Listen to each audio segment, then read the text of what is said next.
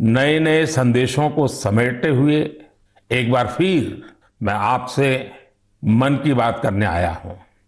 जानते हैं, इस बार मुझे सबसे ज्यादा चिट्ठियां और संदेश किस विषय को लेकर मिली है। ये विषय ऐसा है जो इतिहास, वर्तमान और भविष्य तीनों से जुड़ा हुआ है। मैं बात कर रहा हूं देश को मिले नए प्रधानमंत्री संग्रहालय की। इस 14 अप्रैल को बाबा साहब आम्बेडकर की जन्म जयंती पर प्रधानमंत्री संग्रहालय का लोकार्पण हुआ है। इसे देश के नागरिकों के लिए खोल दिया गया है। एक श्रोता है श्रीमान सार्थक जी। सार्थक जी गुरुग्राम में रहते हैं और पहला मौका मिलते ही वो प्रधानमंत्री संग्रहालय देख आए हैं। सार्थक जी ने नमो ऐप पर जो संदेश मुझे लिखा है वह बहुत इंटरेस्टिंग है। उन्होंने लिखा है कि वो बरसों से न्यूज चैनल देखते हैं, अखबार पढ़ते हैं, सोशल मीडिया से भी कनेक्टेड हैं। इसलिए उन्हें लगता था कि उनकी जनरल नॉलेज काफी अच्छी होगी। लेकिन जब वे पीएम संग्रहालय गए तो उन्हें बहुत हैरानी हुई। उन्हें महसूस हुआ कि वे अपने देश और देश का नेतृत्व करने वालों के बारे में काफी कुछ जानते ही नहीं हैं। उन्होंने पीएम संग्रहालय की कुछ ऐसी चीजों के बारे में लिखा है जो उनकी जिज्ञासा को और बढ़ाने वाली थी। जैसे उन्होंने लाल बहादुर शास्त्री जी का वो चरखा देखकर बहुत खुशी हुई जो उन्हें ससुराल से उपहार में मिला था। उन्होंने शास्त्री जी की पासबुक भी देखी और यह भी देखा कि उनके पास कितनी कम बचत थी। सार्थक जी ने लिखा है कि उन्हें यह भी नहीं पता था कि मोरारजी भाई देसाई स्वतंत्रता संग्राम में शामिल होने से पहले गुजरात में डिप्टी कलेक्टर थे। प्रशासनिक सेवा में उनका एक लंबा कैरियर रहा था। सार्थक जी चौधरी चरण सिंह जी के विषय में वो लिखते हैं कि उन्हें पता ही नहीं था कि जमींदारी उन्मूलन के क्षेत्र में चौधरी चरण सिंह जी का बहुत बड़ा योगदान था। इतना ही नहीं, वे आगे लिखते हैं, जब लैंड रिफॉर्म के विषय में वहां मैंने देखा कि श्रीमान PV Narasimha Rao ji land reform के काम में बहुत गहरी रुचि लेते थे। सार्थक जी को भी इस म्यूजियम में आकर ही पता चला कि चंद्रशेखर जी ने 4000 किलोमीटर से अधिक पैदल चलकर ऐतिहासिक भारत यात्रा की थी। उन्होंने जब संग्रहालय में उन चीजों को देखा जो अटल जी उपयोग करते थे, उनके भाषणों को सुना, तो वो गर्व से भर उठे थे। सार्थक जी ने यह भी बताया कि इस संग्रहालय में महात्मा गांधी, सरदार पटेल, डॉक्टर अंबेडकर, जयप्रकाश नारायण और हमारे प्रधानमंत्री पंडित जवाहरलाल नेहरू के बारे में भी बहुत ही रोचक जानकारियां हैं। साथियों, देश के प्रधानमंत्रियों के योगदान को याद करने के लिए आजादी के अमृत महोत्सव से अच्छा समय और क्या हो सकता है। देश के लिए यह गौरव की बात है कि आजादी का अमृत महोत्सव एक जन आंदोलन का रूप ले रहा है। इतिहास को लेकर लोगों की दिलचस्पी काफी बढ़ रही है और ऐसे में पीएम म्यूजियम युवाओं के लिए भी आकर्षण का केंद्र बन रहा है, जो देश की अनमोल विरासत से उन्हें जोड़ रहा है। वैसे साथियों, जब म्यूजियम के बारे में आपसे इतनी बातें हो रही हैं, तो मेरा मन किया कि मैं भी आपसे कुछ सवाल करूं। देखते हैं आपकी जनरल नॉलेज क्या कहती है, आपको कितनी जानकारी है। मेरे नौजवान साथियों, आप तैयार हैं?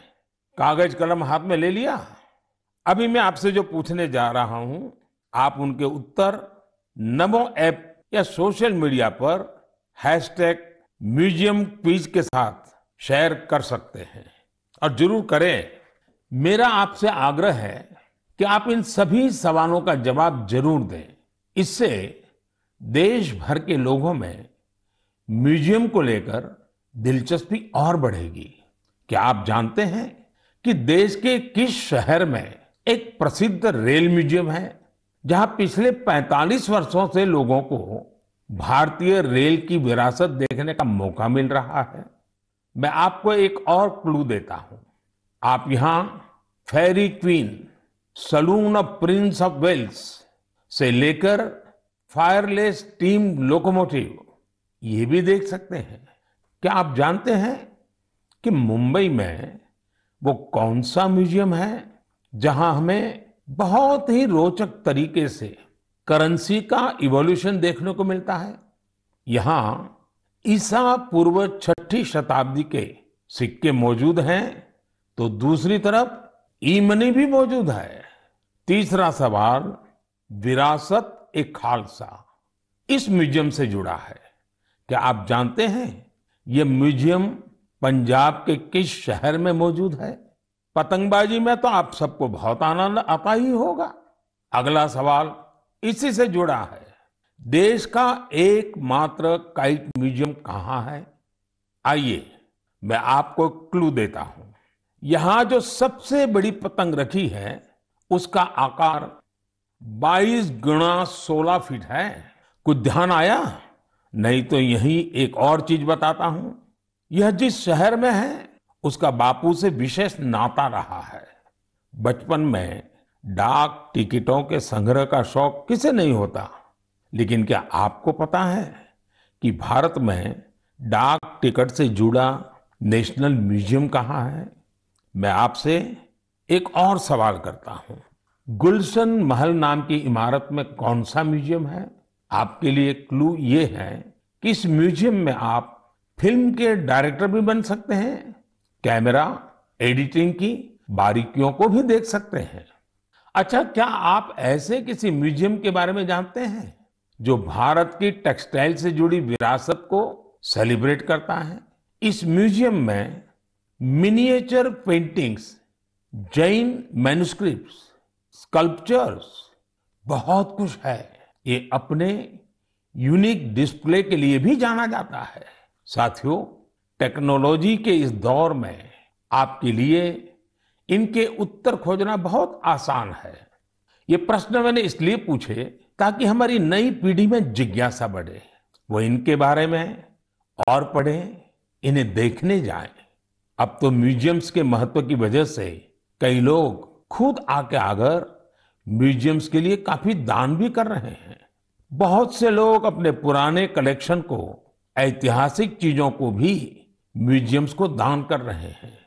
आप जब ऐसा करते हैं तो एक तरह से आप एक सांस्कृतिक पूंजी को पूरे समाज के साथ साझा करते हैं।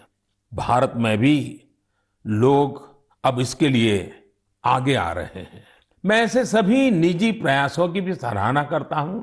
आज बदलते हुए समय में और कोविड प्रोटोकॉल्स की वजह से संग्रहालयों में नए तौर तरीके अपनाने पर जोर दिया जा रहा है।